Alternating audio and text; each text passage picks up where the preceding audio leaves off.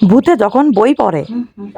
তোকে না আমি বারবার বলেছি বই মেলা এইভাবে ফোন চাপাচাপি করবি না, বই মেলে রাখিস কেন? ভূতে বই পড়ে তুই জানিস? কিচ্ছু তোর কিন্তু এরপর আর মাথা ঢুকবে না, সবকিছু ভূতে পড়ে যাবে। তোকে বারবার বলেছি যে যখন বই পড়বি না বই বন্ধ করে রাখবি, তা না তুই বই মেলে ফোন কাটাকাটি করতেছিস। তোদের কথা শুনলে গা পিত্তি জ্বলে যায় একেবারে। বসে থাকতে কেউ কোনোদিন আমার বই পড়াতে পারলো না, যে আমি ভূত আমি বই পড়তেছি। তোকে কথা শুনলি আমার গায়ে একদম আগুন ধরে যায়, মনে হয় কি খাটটা একদম এরম ধরে মটকায় খাইয়ে ফেলায় রক্ত চুচে চুচে। তো পারি নে, আমি একদম ভদ্রলোক ভূত, এই জন্যে আমি ওই সব মানে ছোট লোকে ভূতির মতন ওই সব রক্ত টক্ত আমি আবার খাই নে, বুঝতে পারিস? এই জন্য তোরা বেঁচে গেছিস। ভূতি কত ভূতি আছে তোকে বই পড়তেছে। ভূতে যখন বই পড়ে যাবে তখন কিন্তু তোর মাথায় কিছুই ঢুকবে না, ঠিক আছে? আর কখনো এভাবে বই মেলে রাখবি না।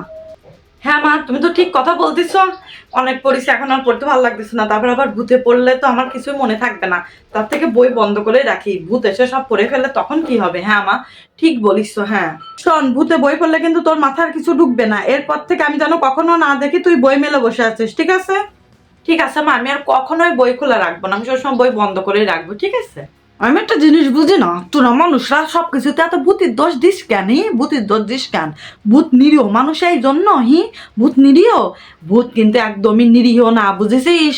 ভূত যখন আসবে একদম গলা একদম মটকায় রক্ত ঢক ঢক করে খেয়ে ফেলবে, তখন কিন্তু এসব কথা আর হবে না, ঠিক আছে? ভূতরে এভাবে অপমান করবি না, আর আমাকে তো কখনোই না। আমি নাই এইবারে তো ঠাই, এই তোকে কখনো কোনো ক্ষতি করিস? সব সময় শুধু আমারে অপমান করিস, আমারে কেন তোর অপমান করিস? আমি নাই বই পড়তেছি, বলছে তার থেকেও বই পড়াতে পারলো না, আর আমি অনেক বই পড়তেছি। এই ওই বই বন্ধ কর।